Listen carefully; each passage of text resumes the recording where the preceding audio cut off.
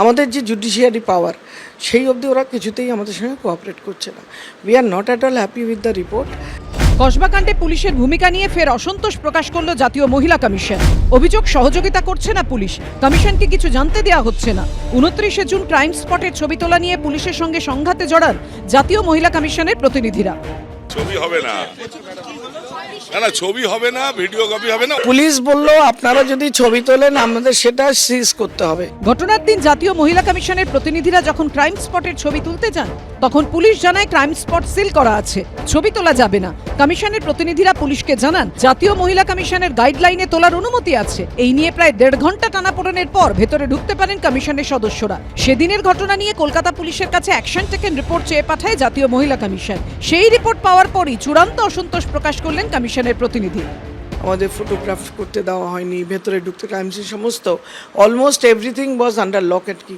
আমাদের ভিকটিমের সঙ্গে দেখা করানো হয়নি। এই জিনিসগুলো তদন্তের পক্ষে কোঅপারেশন করে না, উল্টো বলতে পারি যে কমিশনকে কিছু জানতে দেওয়া হচ্ছে না। রেপিস্ট তার অন্য যে কমপ্লেইনগুলো, his a history of crimes, he said he is a professional criminal. তো সেই জায়গায় দাঁড়িয়ে পুলিশ তার এগেনস্টে কী অ্যাকশন নিয়েছে, কেন এতদিন নেয়নি, এবং ওই জায়গাগুলো কেন ব্ল্যাঙ্ক আছে, কী কারণে সেখানে ইনফ্লুয়েন্সিয়াল কোয়েশ্চেন আসছে কিনা, এই সমস্ত উত্তর কমিশনকে দিতে হবে। পাশাপাশি পুলিশের কাছে তদন্ত সম্পর্কিত বিশদ তথ্য, স্পেশাল ইনভেস্টিগেশন টিম বা এসআইটিতে কতজন তদন্তকারী আধিকারিক রয়েছেন সেই তথ্য, ফরেনসিক পরীক্ষার ডিটেলস চেয়েছে জাতীয় মহিলা কমিশন। উপর থেকে সোজাসুজি কালীঘাটের টালির চালের নিচ থেকে কোনো নির্দেশ না এলে কোনো কিছুই এই বাংলায় হয় না। সুতরাং এই বাংলায় মানুষ কি করে বিচার পাবেন, আপনি আশা করছেন কি করে? এইখানে যেখানে বিচার করার দায়িত্ব যাদের উপরে দায়িত্ব হচ্ছে মানুষকে সুরক্ষা দেওয়া, সেই পুলিশরা হচ্ছে ওদের দলের লোক। সরাসরি একটা বড় অংশের পুলিশ প্রশাসন, গুন্ডা, তৃণমূলী কর্মী, তৃণমূলের যারা নেতা সব এক হয়ে গেছেন। কলেজ কর্তৃপক্ষ, প্রিন্সিপাল, দুষ্কৃতি, এই মিলিয়ে একটা তাণ্ডব চলে। আগে অনেক কমপ্লেন হয়েছে, পুলিশ অ্যাকশন কি নিয়েছে, কলেজ কর্তৃপক্ষ কি অ্যাকশন নিয়েছে, চুপ, এটা কোনো রিপোর্ট।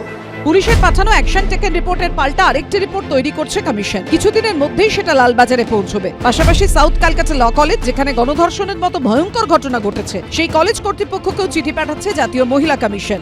কলেজে ইন্টারনাল কমপ্লেন কমিটি আছে কিনা, কর্মস্থলে যৌন হেনস্থার শিকার হলে সেক্ষেত্রে কলেজের কি ভূমিকা, এর আগে কলেজে এ সংক্রান্ত কত অভিযোগ জমা পড়েছে, হয়ে থাকলে কলেজ কর্তৃপক্ষ কি ব্যবস্থা নিয়েছে, এই প্রশ্নের উত্তর জানতে চায় জাতীয় মহিলা কমিশন।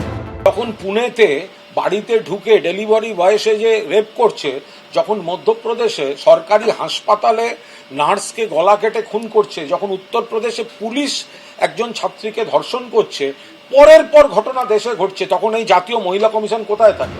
এদিকে কসবা গণধর্ষণ কাণ্ডে কঠোরতম শাস্তি ও রাজ্যে নারীদের নিরাপত্তার দাবিতে শনিবার পথে নামে এসইউসিআই। তাদের আন্দোলন ঘিরে এদিন উত্তপ্ত হয়ে ওঠে কসবা। কসবা থানার সামনে পৌঁছতেই মিছিল আটকে দেয় পুলিশ। পুলিশ তার ভূমিকা থেকে কোনোভাবেই পিছু যাতে না হয় এবং পুলিশকে তাদের প্রমাণ করতে হবে যে তারা সাধারণ মানুষের সাথে রয়েছেন এবং তারা অভিযুক্তকে কোনোভাবেই যাতে ছাড় না দেয়, সেইভাবেই কিন্তু সেই দাবি নিয়ে তারা এখানে ডেপুটেশন দিতে এসেছেন। পুলিশের তরফেও মাইকে সতর্ক করা হয়, আমরা আপনাদের সহযোগিতা করব, আমরা আপনাদের ডেপুটেশন নেব, কিন্তু কেউ আইন বিরোধী কাজ করবেন না, আপনারা একটু শান্ত হন। এরপর 5 প্রতিনিধিকে থানায় ডেপুটেশন জমা দিতে যাওয়ার অনুমতি দেওয়া হয়। একের পর এক নারী নির্যাতনের ঘটনাকে কেন্দ্র করে কিন্তু আজকে এসইউসিআই তরফে একেবারে সম্মিলিতভাবে এই কর্মসূচি নেওয়া হয়েছে। দোষীদের চিহ্নিত করে তার উপযুক্ত সাজা দিতে হবে। আমরা জানি এই যে মিশ্র যারা, তার যে সাগরেদ বাহিনী, এরা দোষী, সমস্ত নমুনাতে পাওয়া গেছে। তাহলে আমরা আতঙ্কে আছি, এদেরকে উনি আড়াল করে এদেরকে হয়তো খালাস করে দেবে। একদিকে পুলিশ তদন্ত এগিয়ে নিয়ে যাচ্ছে, অন্যদিকে কসবা কাণ্ডে প্রতিবাদের ঝাঁঝ বাড়াচ্ছে বিরোধীরা। পার্থপ্রতিম ঘোষ, ময়ূর ঠাকুর চক্রবর্তী ও শিবাশিস মৌলিকের রিপোর্ট, এবিপি আনন্দ।